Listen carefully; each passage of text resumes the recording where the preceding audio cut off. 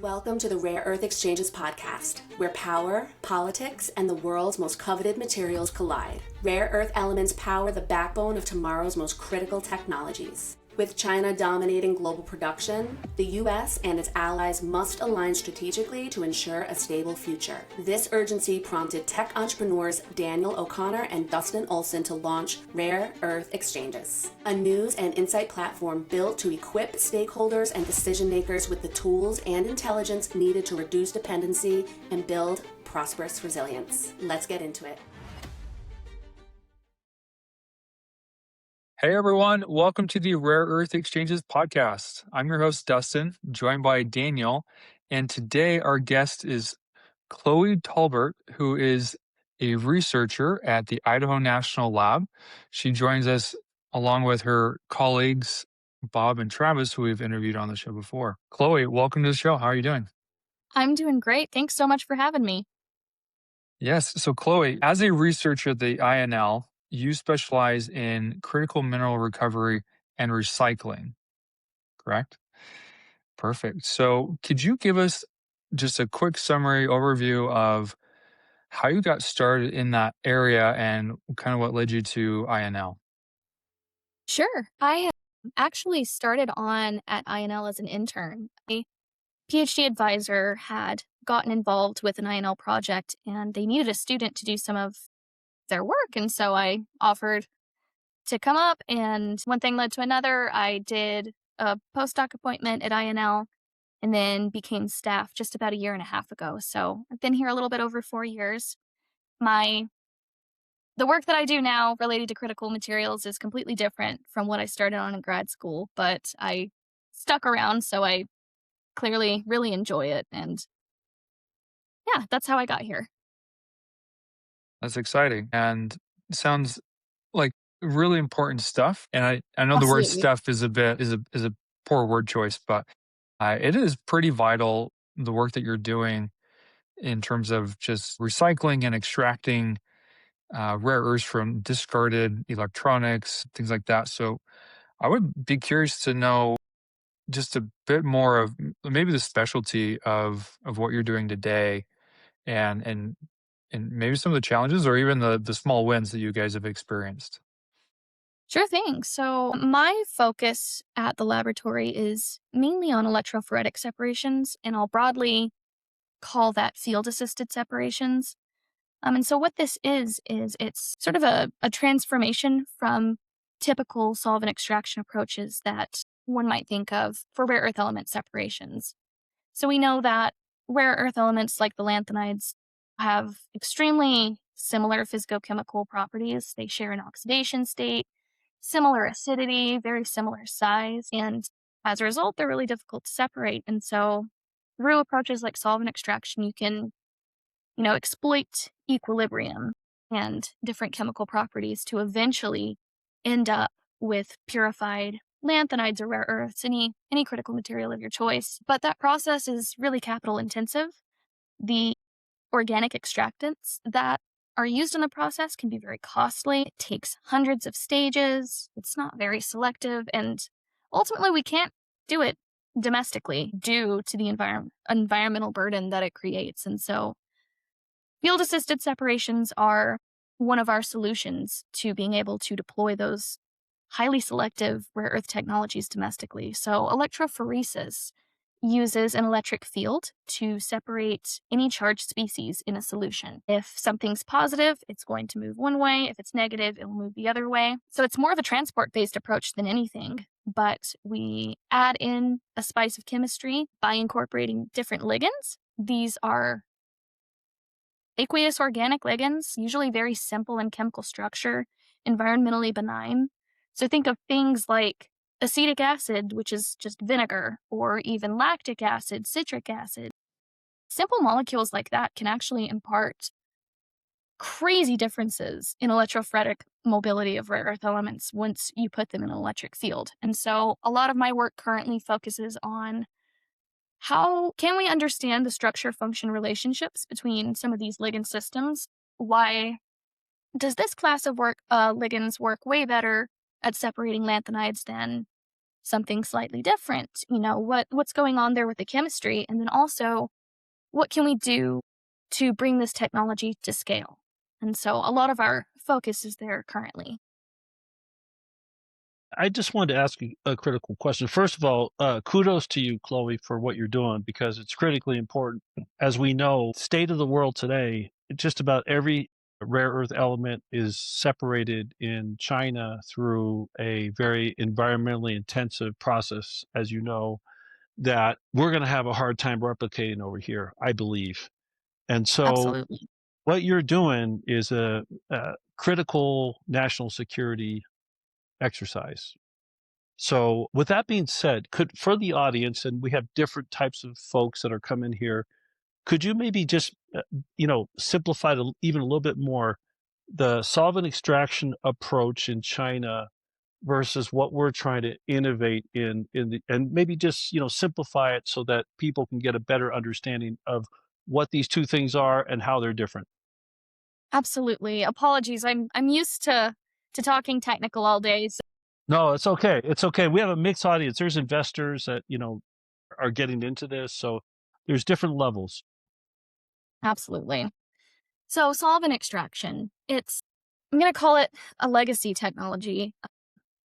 Hopefully I don't offend anyone by saying that, but it's basically you have an organic phase, your oil phase, and then aqueous phase, anything water soluble. And aqueous phase is where your solubilized metals such as lanthanides, other critical metals, say gallium, germanium, any solubilized metal species in solution, it's going to be acidified in that aqueous layer. The organic layer is what's going to contain your extractants. And so these are the things that can get really costly. There's been a lot of research put into improving these extractants so that they're incrementally more selective. And you shake that up. You shake that mixture up. Water and oil are not soluble. And so what happens is at the interface, there's sort of a constant action of those extractants pulling metal species out of their aqueous phase into the organic phase. Those metals are now bound to a ligand in that organic phase. Do that hundreds of times, and you can start to gradually get one metal over the other. It's very, very difficult for lanthanides, but unfortunately it is the status quo. But you can imagine having half the volume just being comprised of organics. Waste management is very difficult, and so that's one issue. The cost of developing these extractants is another issue you have to worry about. Cost, again, that's mostly associated with any reagents that you need or the extractants themselves, and it's, again, not selective. It does work. There's a reason it is the status quo is because at the end you will get a separated product. It's just not a very sustainable way toward that product at the moment. So some of the advantages of electrophoretic technology over solvent extraction is that you can do this completely in an aqueous environment. So highly applicable for feedstocks like dilute wastewaters, geothermal brines, you name it, anything aqueous, right, we can use. And again, there's not really an issue with the ligands themselves. They're all water soluble. They're very inexpensive. I gave the example of citric acid, lactic acid. Those are widely available. There's no shortage anytime soon. And the selectivity is really one of the big advantages of this approach. You can separate all 14 lanthanides from one another in a single pass of ligand-assisted electrophoresis. This is something that INL has unique capability in, and we're sort of a leader in that space at the moment. So if I just may, so because that's kind of crazy what you just said. I mean, the solvent extraction process in China, in Inner Mongolia, for example, I believe about on average, how many how many times do they have to cycle through to get that final product? I've heard like tens, if not hundreds of times. It's usually hundreds. I don't want to misquote the exact number, but I would say at least 100 passes to separate praseodymium and neodymium, which are traditionally two of the most difficult adjacent lanthanides to separate from one another. And that's just for those two. That's not considering how many passes it took to get the rest of the lanthanides separated out, right? And So it's significant. you're saying with this approach that you're doing up in Idaho, you've seen a separation process where one time you're actually getting the output? Yes, in one pass of about 10 minutes, we are cleanly separating with baseline resolution 14 lanthanides. Now, the catch here, it's not the same volume that's being produced by solvent extraction. The separations that we're demonstrating at this selectivity and this resolution is very, very small. Think nanogram to microgram quantities. It's highly effective, but really small quantities, and it's done in a batch separation type mode. Now, one project that I started working on last year, and it's kind of been continuing, is we're trying to now transition that technology to a continuous approach. So whereas right now we're using small 50 micron inner diameter capillaries to do these electrophoretic separations, we want to move that into sort of a flat, platen, rectangular type geometry where your electrolyte's constantly flowing through. You're applying an electric field perpendicularly. You're injecting continuously your rare earth mixture or critical mineral mixture, what have you. And as that's flowing, it's coming into contact with the ligands as well as being influenced by the electric field. And you can sort of diagonally start to deflect species out. And then you have constant collection streams. And so that's our approach for moving this technology forward to start to achieve some of those kilogram per day quantities that solvent extraction is capable of. Well, that would be so game changing if you could scale this up Absolutely. to go Absolutely. kilograms per day. I mean, this is incredible. Dustin, if I may just ask a couple other questions. This is so fascinating, Chloe. I'm so happy you're on. Thank you so much. Is this patented, this process? Like, has the lab patented it? Or, like, where does it stand in terms of intellectual property? Yes. So we have a few patents out there currently, or I should say patent applications. Capillary electrophoresis in and of itself it's an analytical laboratory technique. It's traditionally used for things like DNA separations. Metal and even rare earth separations have been demonstrated over the years using different ligand systems. And so our patents mostly concern the specific ligand systems that we're using. So we have a couple there. With that project, there's one patent application out there that covers the scale up, essentially. That's something that hasn't been done before. There are commercial instruments of free-flowing electrophoresis, but again, and very similar to the smaller analytical capillary electrophoresis, they've only been used in biological pharmaceutical fields. Nobody's adapted that for metal ion separation. So that's really where INL's leading the game right now. It sounds that way. It's a very exciting topic. And, definitely after this, we'll follow up and write more about this to the extent it's public and we can. Yes. Dustin, I have a few more questions, but if you'd like to chime in. Yeah, the one that came to my mind listening to you talk, Chloe, was the process sounds incredible, very efficient, but it's at a small scale.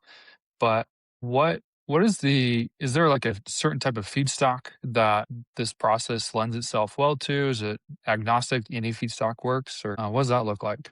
That's a fantastic question. So currently, the only requirement is the solution needs to be aqueous, right? The separation resolution that you'll get kind of also depends on the concentration of ligands that you have in your background electrolyte. There are two big driving forces in this technology. Number one is the electric field, the action of separating based on transport rather than chemical physical properties alone. But there's also the ligand itself. As a metal is making and breaking complexes with a ligand in solution, that's dynamically altering its electrophoretic mobility. So at each point, the charge of the metal ion, its overall diffusion coefficient or its size is changing. And so designing a ligand system that helps to maximize differences between, praseodymium and neodymium, for example. That's a huge thing, and really where, in my opinion, the most interesting science is. But to go back to your original question, what are the feedstock requirements? Aqueous, if it's a low concentration, even better. That means you can get away with using less ligand in your system, so you're driving costs down. But it's not inherently limited by whatever your concentration is. Obviously, it would work great for more dilute type sources, but eventually I see this being applied to concentrated liquors even. It really, the challenge there comes down to, can you design a ligand system that you don't have to have ridiculous concentrations of, that can do a good enough job separating at a more modest concentration. Interesting. I'm trying to imagine an aqueous feedstock, something that's got water part of it, what that might look like. We did have somebody on the show that they specialize in processing wastewater and extracting critical minerals there. So is that something you guys are experimenting with as well? For the electrophoretic separations, up to this point, we've just been using surrogates, but we've been including or trying to mimic the surrogates as compositionally relevant to what you might encounter from one of those wastewater streams. So we're throwing in calculated random cations and anions to try and confuse the ligand system to see, hey, is it robust enough to still separate with the same resolution that it had before at scale? Turns out it is. And so again, that really just comes down to the design of the ligand systems, because some will work great, some may have a very similar structure, but it, for whatever reason, just will not perform the same as its counterpart. And yeah, a lot of interesting work going into why that is the case, but for now, that's what we're seeing. I wanted to jump in before we, Dustin, get into some other topics like the facilities, the critical mineral facility. Chloe, why are heavy rare earth elements harder to separate than the light rare earths? Why are they so much harder, elusive, let's just say? Okay. Well, they're harder to get right now. It's like there's China basically controls like 99% of right. separation and refining. Is that something that you can address? If not, don't worry about it. But I'm just curious if that topic comes up, like terbium, for example. Right.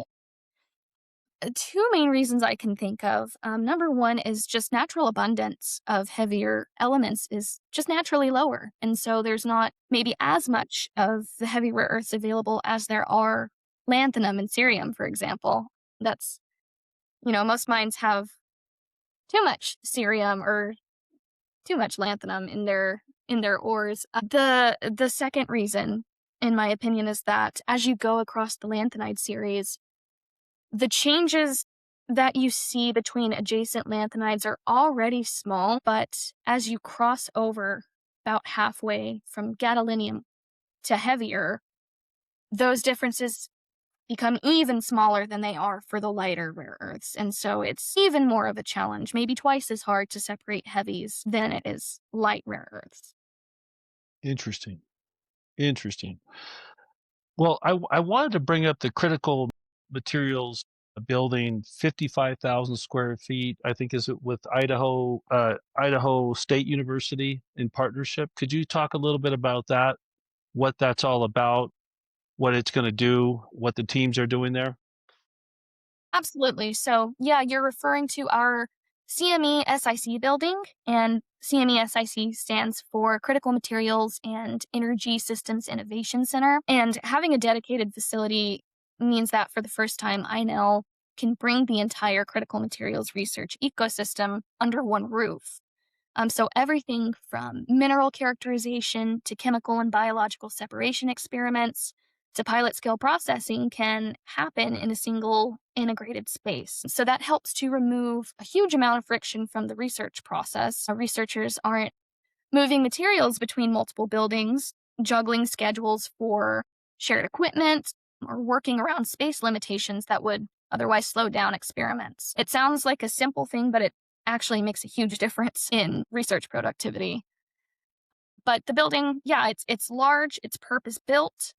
The facility was designed, with the right airflow, shielding, utilities, safety systems, chemical handling infrastructure that we need in order to perform these complex types of separation experiments that we can do at scale. You can't do these types of things in a traditional laboratory. You need the right infrastructure. So, Right. yes, we're then able to test not only at benchtop scale, but everything in between up until pilot scale. We can process real volumes of ores, brines, scrap metals, anything. And that's kind of, the critical step between the scientific idea and then industrial reality.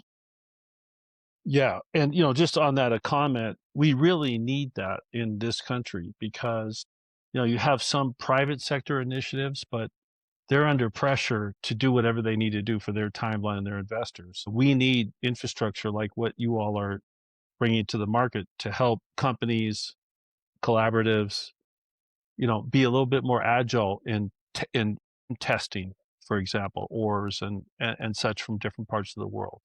So really exciting. What's sort of the timeline for companies that are watching that may want to contact Idaho National Labs? Like, what's the timeline look like for when you're available to collaborate? I would say get in touch with us as soon as possible. Everything's happening really, really fast around here, and we're trying to get things off the ground ASAP. So the sooner the better, in my opinion. Got it. Okay. Chloe, I am curious with the association you have with Idaho State. Are you guys seeing a lot of interest from students in getting into this field? We've we've talked to a lot of people, that businesses in the industry, and one of the big concerns that they always put out there is the need for talent. We can put money where it needs to be. We can build the facilities that need to be built. We can, get things in place. But at the end of the day, if we don't have people to run it, what's it all for? And so I'm just curious if there is hope at the college level. Yes, I absolutely think there is. And as a matter of fact, we've seen a lot of interest from Idaho State. We've got students here. Some of our scientists even have joint appointment faculty there. The collaboration has just been incredible, and it's really nice to see the next generation of scientists take a genuine interest in this. Right? It's tough. It's a challenge, and again, going back to our CME SIC building, like that's just the perfect environment to have those types of collaborations. And yeah, everything's going well with it so far. That's good. That's really good to hear. Because sometimes it's easy to get caught in the doomsday narrative sometimes. But I'm glad to hear that there's a partnership there and that there's interest coming out of the university to be a part of it, to learn, to accept the challenge. That's really great news. And I think a lot of people who are listening to this will probably also feel encouraged. I will just say, Chloe, Dustin and I, we write about this too, that to have industrial policy, I mean, the science, what you're doing is really critical. And then we need a pipeline of a whole new workforce, right? That needs to be science driven. And for whatever reason, the US sort of lost that edge over the past maybe 4 decades or something.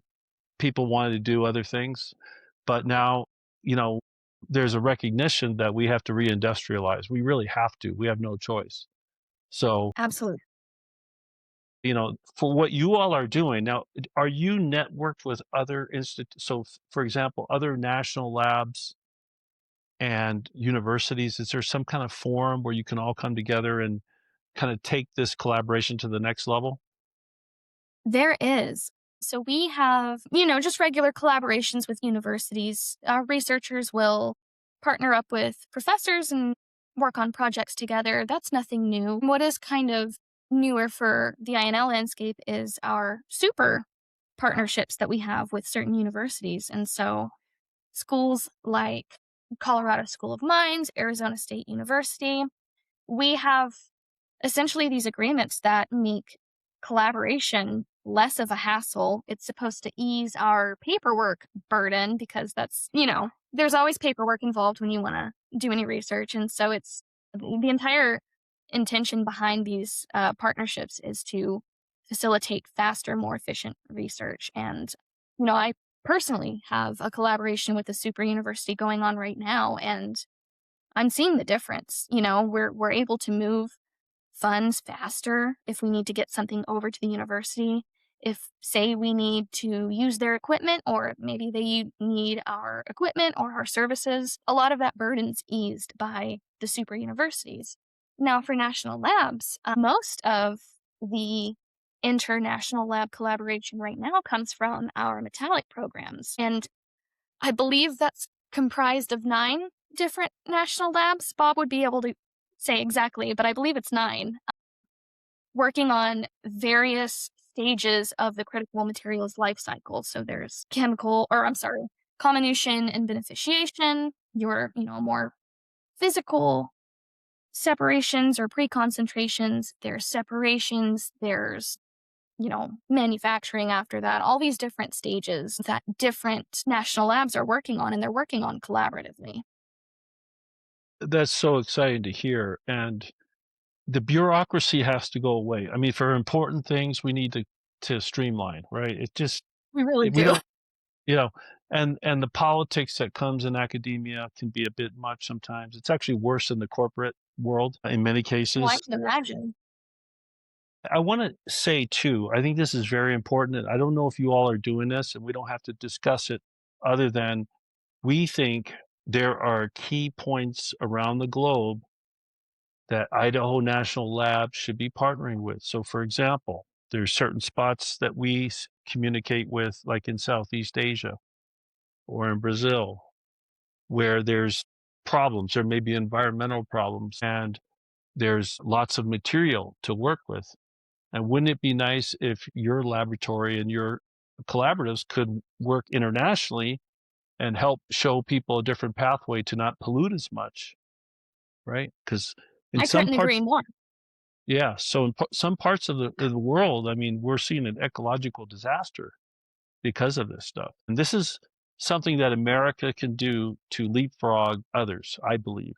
So no pressure on you, Chloe. I mean, we're counting everything on you. But on that note, I had a question that Dustin put together, or Dustin, you could ask it. I mean, I think it's the gap between research production, between getting to a pilot and getting to a commercial. That seems to be the place where a lot of research goes to die. Dustin, do you want to elaborate on that question? You almost said it verbatim, Did I? Daniel. Yeah. Pretty Okay. close. Okay. Well, there.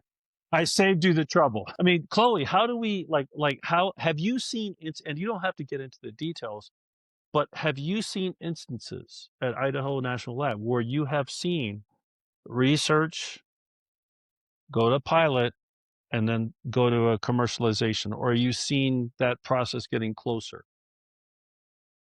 I have seen the processes get closer, and that's just a factor of me not have been at the lab so long.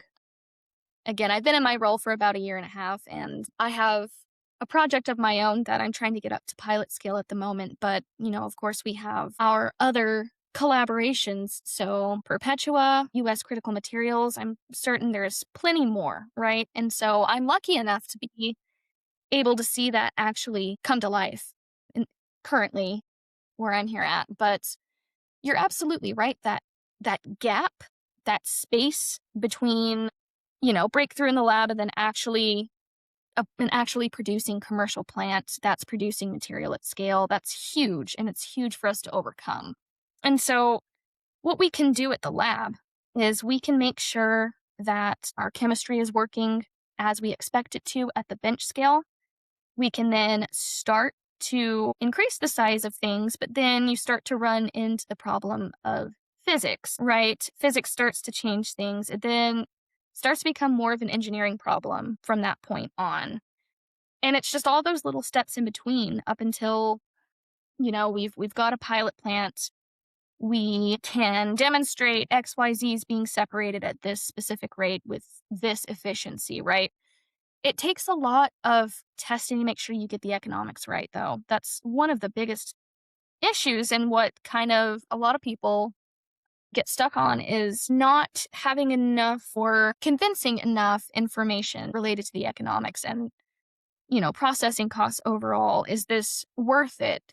Given this feedstock, can we get, can we make this make sense? So, And I would say about that, that's a really important point. And we had a guest recently, and I forget, I think it was Tommy. He works for L3 Process. It would be great to connect you, Chloe, and him, because his expertise is doing what they call the resource, like mapping out the economics of these things. That's what all they do. So it would be great to see like a INL and L3 partnership. But I'm very interested. I would love their contact yeah, information if you don't mind. of course. And I was going to say, I'm an advocate of our government, the taxpayers, which is us, subsidizing this, because this is a matter of national security. I frankly want my tax money to subsidize this if it helps us become independent for critical things like manufacturing, whether it's in green energy to weapon systems. And we have to be able to do that, right? So the economics, which you have to make work, and then there may be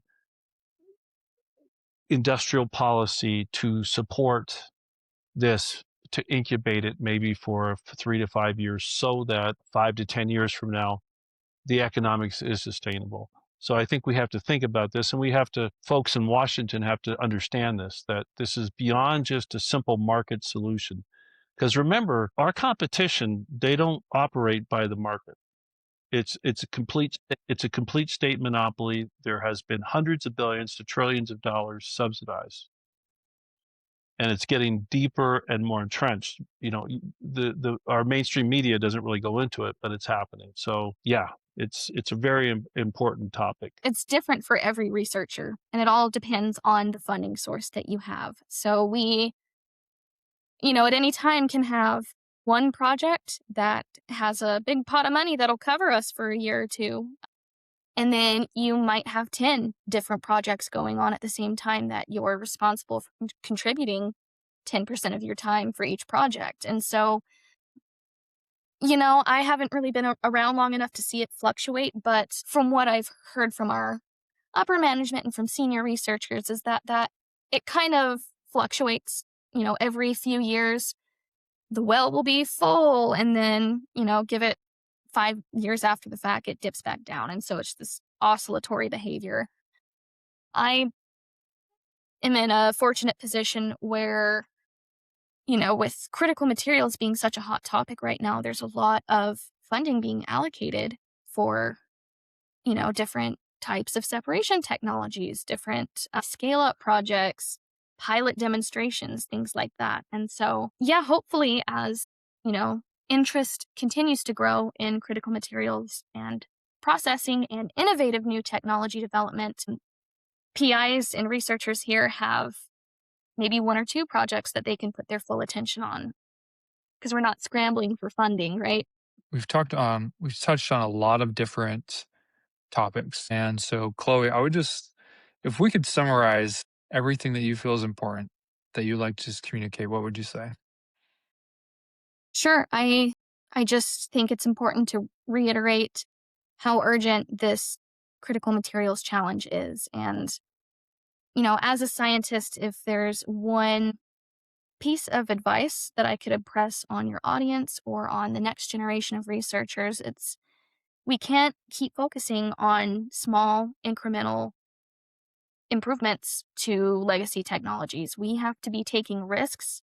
We have to be, vetting the chemistry associated with these risks, or the engineering, whatever it may be. I'm using chemistry terms because I'm a chemist, but de-risk everything appropriately. But we can't. We have to take action. It's urgent now more than ever. It's only going to become more urgent. So it's really all hands on deck type of problem. I think that is well said. Echoing the battle cry, and I think you're joining the throngs here at Rare Earth Exchanges when we say, yes, this is an urgent thing. This is a critical issue that everyone should be paying attention to because it's not going to go away. And it certainly will only get better if we put our minds and our actions towards it. So, um, Chloe, Absolutely. thanks for being on the show and Of sharing your course. thoughts, your insights into the great research that you're doing over at INL. And maybe in the future, we'll get you back on the show to get an update to see how things are moving along. Sure, I would love that. Thank you guys so much for the opportunity to speak about the stuff we do here. Absolutely. Thanks, Chloe.